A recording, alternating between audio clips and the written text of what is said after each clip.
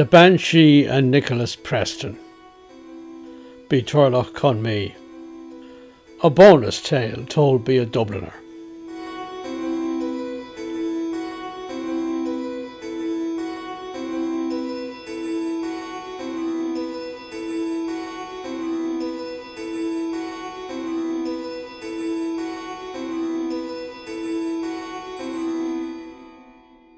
One autumn day in the year 1639, Nicholas Preston, Viscount Gormanston, was out fox hunting with horse and hounds. Noblemen of his sort had once hunted for wolves, but now there was hardly a wolf left. The wolf population in all Ireland had been declining, and the wolf had always kept fox numbers in check. So foxes were plentiful now on the borders of Meath and Dublin. Nicholas went out into the hills with his horse and hounds, and soon they had the trail of a fox. When he got a good look at the animal, he saw it was a large reddish vixen. He gave chase.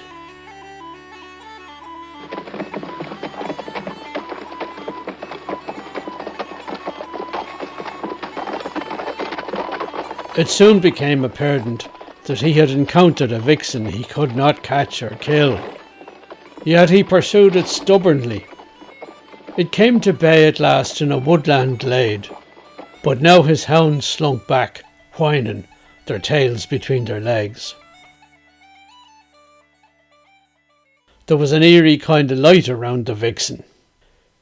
It looked at him with unforgettable human eyes. Then it turned and was gone. The hounds would go no further. He urged his horse onwards, but it would not stir from the spot. Dismounting, he walked among the trees ahead till he came to another glade, where he found a lady, very beautiful, sitting under a venerable oak tree. She was dressed in a white dress and seemed like a queen. She had red hair. She sat on a capacious black cloak. At first he thought she was the Virgin Mary, and he was having a vision. He went down on one knee and saluted her with the awestruck words, "Hail, Queen of Heaven!" "Oh no, Lord Nicholas," she said in Irish. "That name does not belong to me." "Who may you be then?" he asked in the same language. "Cehu féin a bhacaíomh mná." "You seem to know me." "I am the Banshee, the chiefest one of the province of Meath here," she told him. "I live between the worlds of the living and the dead. There are women and men who listen to my words, and with whom I share my powers." Now, Nicholas knew that the Banshee is a spectral woman whom a man may encounter in remote places, at which time she may be disposed to answer questions about such things as love, life and death. Notably, she has the duty of mourning certain people. "I have heard often of the Banshee," he said. "She mourns for the great dead. When persons from noble or distinguished families die, she comes to their houses and howls without. Is it not so? I have often heard of families who have a Banshee. She comes and mourns when one of them dies." "It is as you say." "No Banshee has ever come to mourn for us. Why is that so?" "It is because of your blood. Ye are not of the Gael. The Banshee only comes to mourn the Gael. The Gael know that." "Yet my people are not exactly strangers or interlopers," said Nicholas with injured pride. "The Prestons have lived in Ireland for 300 years. I am the youngest of them. We are what ye call old foreigners, Sean Gael. We are Norman or Sassenach by blood. But ye have a saying that we are more Irish than the Irish themselves. It is true that I hold my title and my lands from the King of England, but I am a Catholic, as all mine are. My uncle Thomas is a great captain in the service of the King of Spain. Is this nothing to you?" She laughed at his exasperation. Alas, my lord, it is not enough. Not by a long shot. It is not religion that counts, but blood. What does a Banshee care about Catholic and Protestant these latter days? We have been here since before the first saints and preachers came and told the people of the Saviour. I see, he said, walking slowly up and down before where she sat. You must know, however, that religion is what concerns most people now. Have you not heard how the kingdoms are in upheaval, in England and Scotland, that is, with Protestant opposing Protestant? In Ireland, rebellion is coming. The Gael would like to shake off the English yoke. I and mine favour the rebel cause. We think, would it not be a fine thing to be quit of Protestant kings over the water? He turned to look at her. What do you say to that? My lord, she inquired sarcastically, would you run with the foxes and hunt with the hounds? But I can see a time is coming when you must choose. He laughed carelessly. And what of you, lady, and your followers? He asked. Where do you stand on these political matters? We stand above them, she said, or below them, if you like. It matters little how you consider it. Noblemen, both Gael and Sassenach, are concerned for their lineage and titles, their clans and ancestors, I know. But we look back beyond such things, beyond the memory of scholars, into the mists of time. We remember when men first set foot in this country, after the waters and the ice had subsided, and what manner of men they were. They built the great raths and hilltop tombs, now mostly buried beneath the earth, of which you know nothing. There were kings and princes and druids, and we mourn their passing, every one.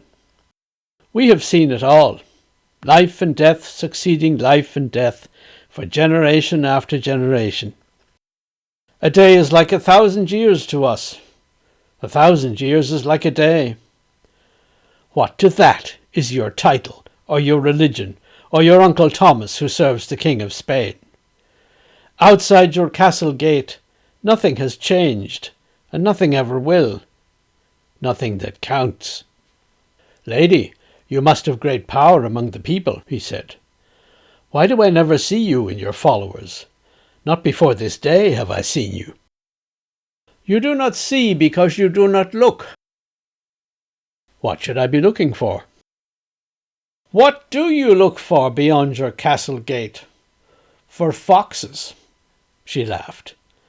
But there are foxes you cannot catch, follow them as you may, up and down hill. A realization dawned on him. That fox I pursued today, fruitlessly as it happened, it was a vixen. She led me to you. You might say that. Is she yours? Do you have power over foxes? You might say that too. Foxes are mine. Foxes are ours. We are the foxes of the countryside, though you can never catch us. We Prestons have a fox in our coat of arms. I have always wondered why. No one could tell me. Your ancestors have been here on the borders of Meath and Dublin for a long time, as you say. Perhaps they learned secrets that they did not pass on to you, leaving it to you to find them out for yourself. It was a sign that our paths must converge, as they did today. But now I must leave you, my lord. I have things to do. Fox business. She laughed carelessly, as he had. Go back to your horse and your hounds. They are waiting for you, back in the forest glade there.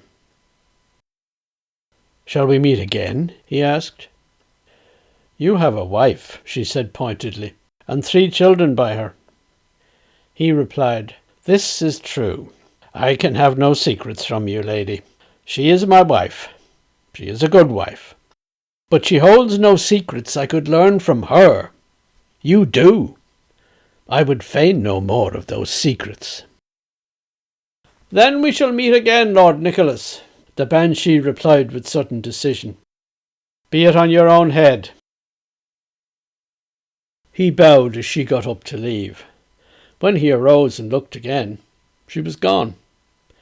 Shaking his head in wonderment, he retraced his steps to the glade where he had seen the vixen at bay. He remembered its red hair, its human eyes. And there he found his horse cropping grass and his dogs waiting. He mounted his horse, whistled for his hounds to follow, and rode slowly home to Gormanston, deep in thought.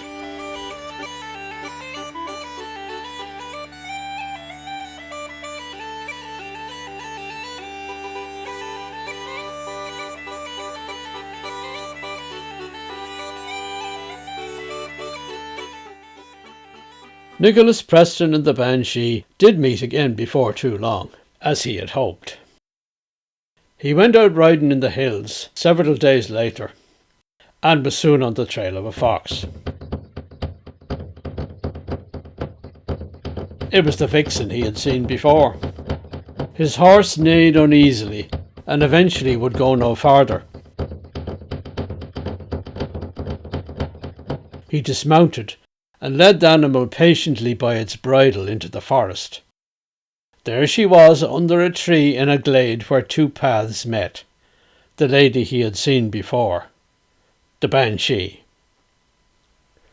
"So, Lord Nicholas, we meet again," she called. "The vixen led me to you, lady, the very same one," he laughed.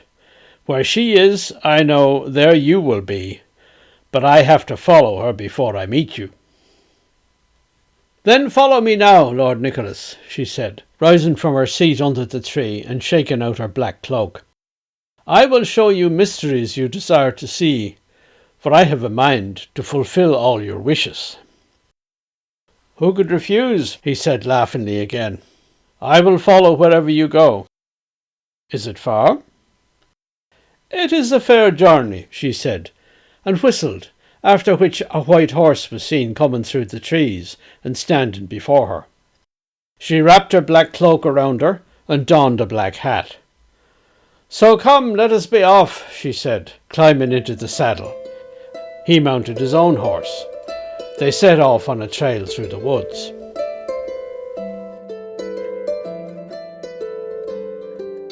They came to a clearing where the paths divided in three. They reined in their horses, and he looked at her expectantly. "That is the path of the Gael," she said, pointing to the one on the left. "And that is the path of the Sassenach." She pointed to the one on the right. "And the third path is the path of the fox. It leads all around the countryside, just as the fox leads the huntsman a merry chase." This was the path in the middle, and they took it, her leading, him following close behind her. They rode onwards for several hours, as it seemed to him. He asked her many questions over the steady sound of the hoofbeats, and received only riddling answers. Or so it seemed to him. But he had undertaken to follow her wherever she went, and so he just had to match her pace. She eventually led him out of the woods to an orchard on a hill that he had never seen. The afternoon sun fell on the rows of apple trees, picking out the shiny ripe fruit from the green leaves on the branches.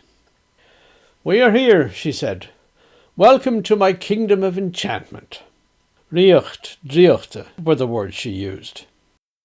They dismounted and left their horses to graze at will. He looked around in wonderment. "Come," she said, and beckoned. Taking his hand, she drew him among the shady trees. She headed for a tree in the middle of the orchard. There she plucked and gave him an apple. "Enjoy the fruits of my kingdom," she said. He took it and bit into it. It had a wonderful savour. She said, "Now you are one of us." "And what is that?" he asked doubtfully. "A fox," she said simply. He laughed. "Lady, that is no great boon. When the serpent gave the apple to Eve in paradise, he said, You shall be as God, knowing good and evil. You give me an apple and say, You shall be as a fox. He laughed again. Man in his pride has often been foolish enough to aspire to be the equal of God. But I have not heard of men aspiring to be the equal of foxes. That would not be ascending in the scale of creation, would it? It would be coming down. Foxes are cunning, I grant you, but they have not the wit of man. Man has always been proud, the Banshee told him, but once he was close to the wild creatures, shared a bond with them, could walk and talk with them. He can again. I give you that gift.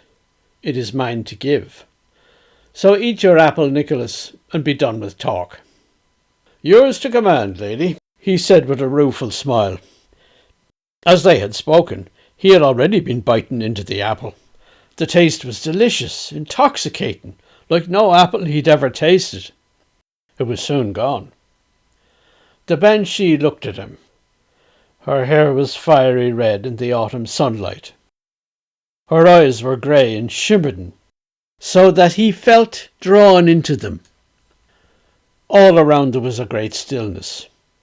She drew her black cloak from her, spread it on the ground under the apple tree, and said, Come, my lord Nicholas, we will sit together, and you will see the truth of my words.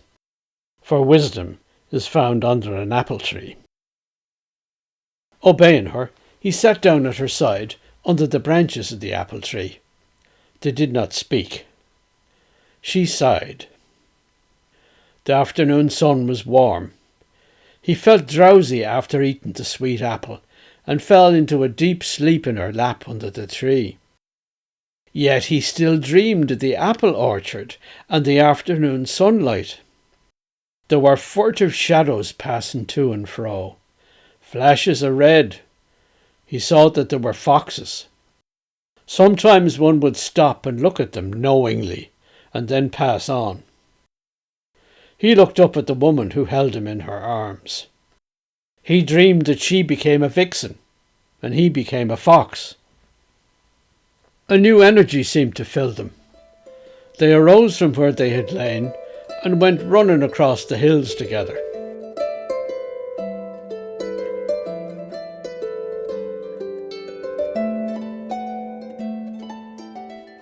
He followed her to a hollow in the hills, where many other foxes were making too.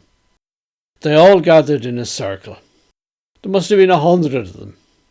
The Banshee vixen raised her voice and howled several times. They howled back.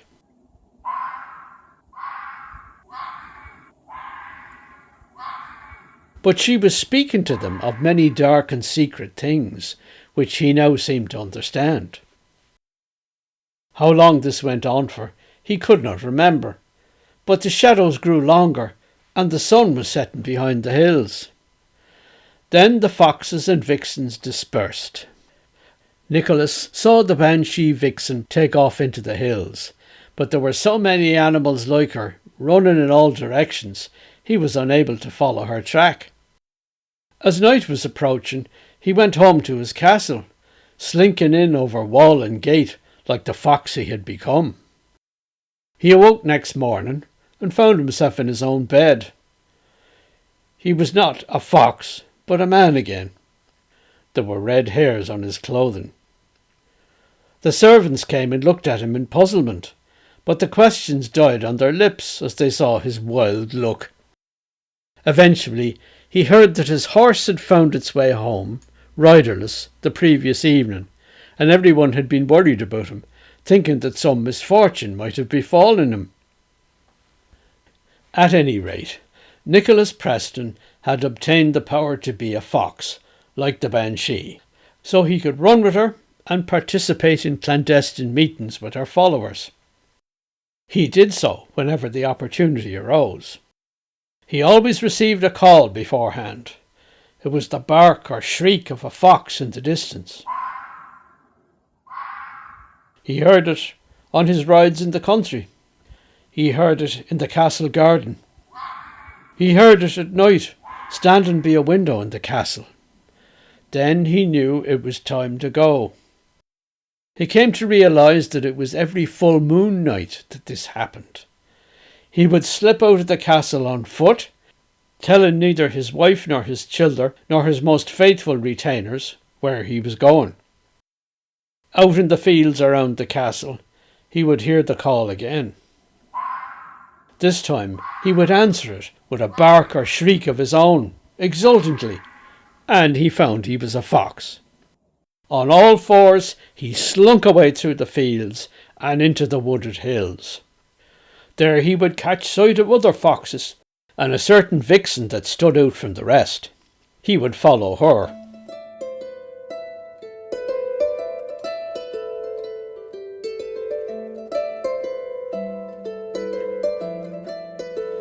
They would all converge on the hollow among the hills in the cold moonlight where they had first gone.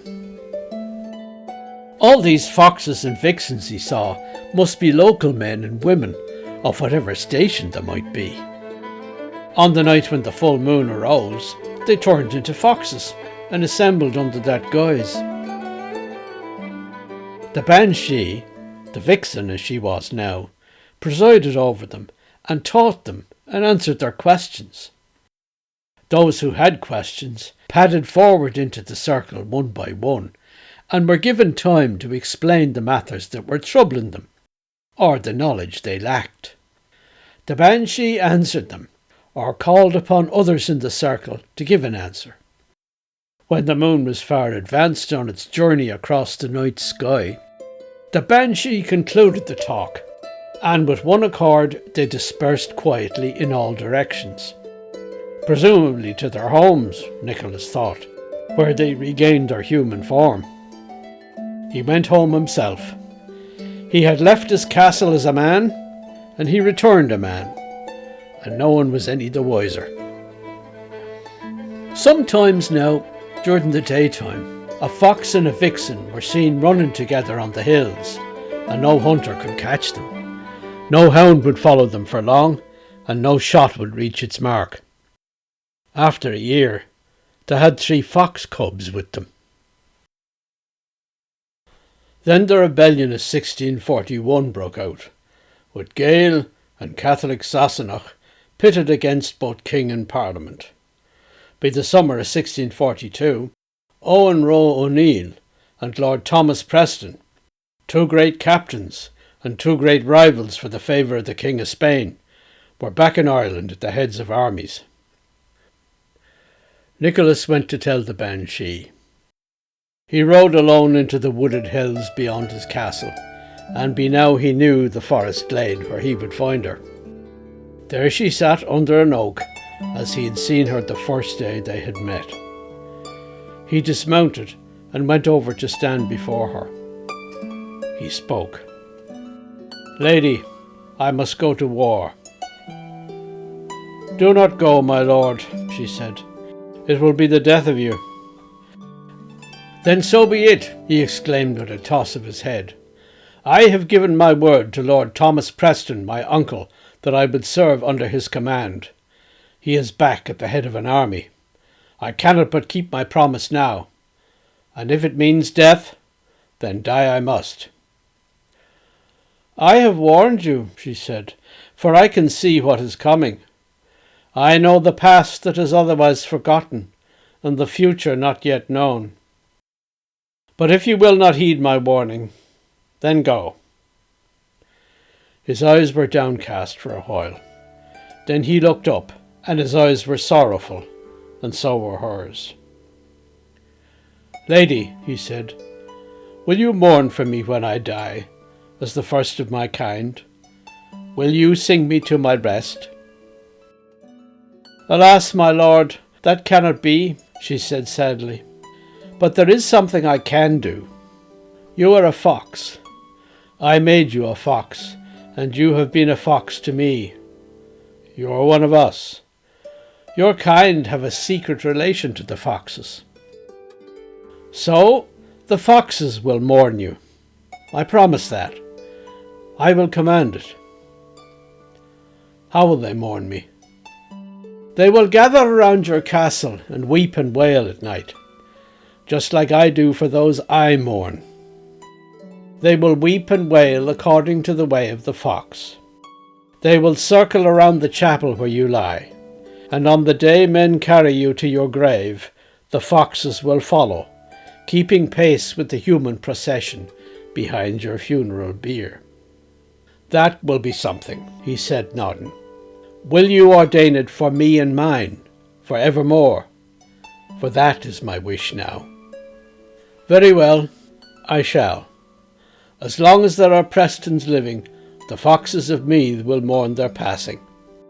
Whenever one of your descendants dies, the foxes will know it, and come and perform for them, after their fashion, the office which the Banshee performs for the Gael, for ever and for aye.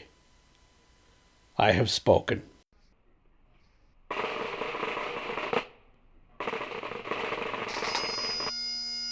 Fighting for the Confederacy, along with his uncle Thomas, Nicholas Preston was in the thick of many battles with the forces of the Parliament and the forces of the King. The fortunes of war raged to and fro, and for a year his luck held.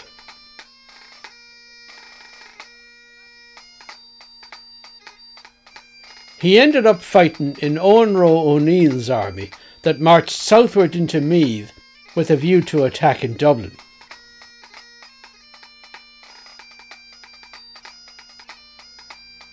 At last he was mortally injured in a skirmish with the parliamentary forces that happened in Meath in July 1643. No man saw him fall from his horse, but a fox was seen limping away from the scene of the battle. No man marvelled much at it, and no man pursued him. He ran for miles, and at last returned to Gormanston Castle. He slipped into the building as darkness fell, leaving a trail of blood on the floor. He was found by servants in his bed the next morning. There he lingered for a while, delirious, and finally died of his wounds. He was only 35. The night of his death, foxes came and howled around the castle. Awe-struck family and retainers crowded at the windows and looked out, and everywhere in the darkness there were these unearthly howls. It went on until dawn. The geese and ducks in the castle yard were heard cackling in alarm too, but the foxes didn't touch them. They had come on other business. They had come to mourn. When Nicholas Preston was laid out in the chapel the next day, with candles at his head and foot, foxes were seen in the corners and before the little altar in the dim light. His family and retainers, and the priest who prayed before the lifeless corpse on the bier, tried to drive the foxes away, but they would not go. They waited, silently now in the shadows. On the day of his burial, the dead lord was taken from the chapel on his bier. The bell of the chapel tolled, and the ministers sang the requiem.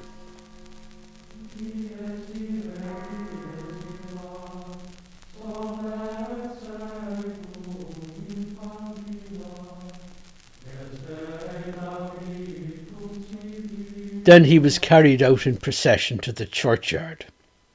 The priest and his ministers walked behind the bier, along with the family and retainers. A piper walked before, playing a lament.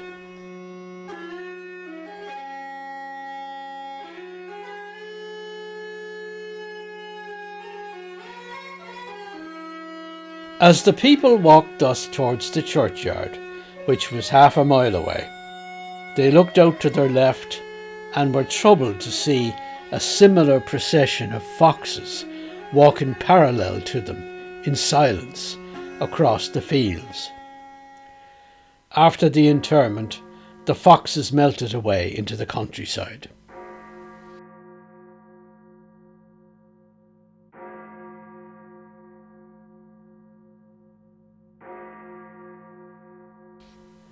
And ever after, 'tis said, the foxes have come and mourned like this for a Preston at Gormanston. They mourn for the viscount who holds the title, whoever he is, but also for other members of the family when they die. They come and mourn around the castle, whether the person died there or not. No matter where in the world he dies, they gather at the castle itself. And it is a remarkable thing, for the Prestons are long gone from Gormanston Castle. I heard the bare bones of this story about the foxes of Gormanston from my father. Later on, I found out more about it. It seems it continues on to our day. In the 17th and 18th centuries, the Prestons were prescribed as Jacobites, but later a descendant made his submission to the British Crown and was rewarded by getting back his house and lands. The family thus came to identify with British rule, and after the Irish Free State was established, they moved away to England. When a Preston was killed at Dunkirk in 1940, serving as an officer in the British Army, the foxes came and mourned at Gormanston, which was largely empty at this stage.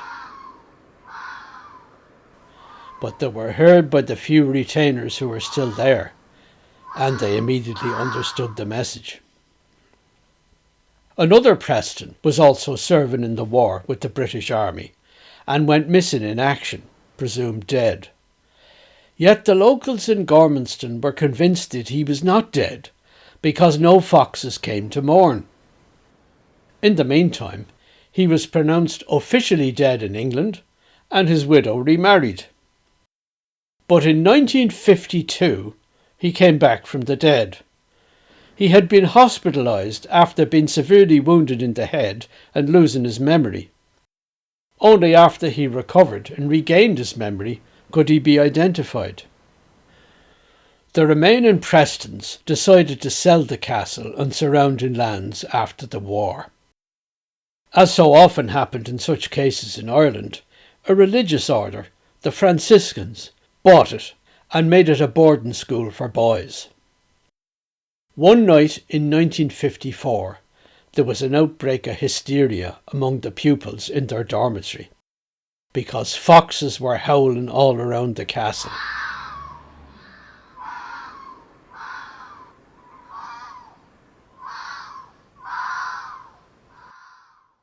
Later it emerged that another Preston had just died in faraway Australia.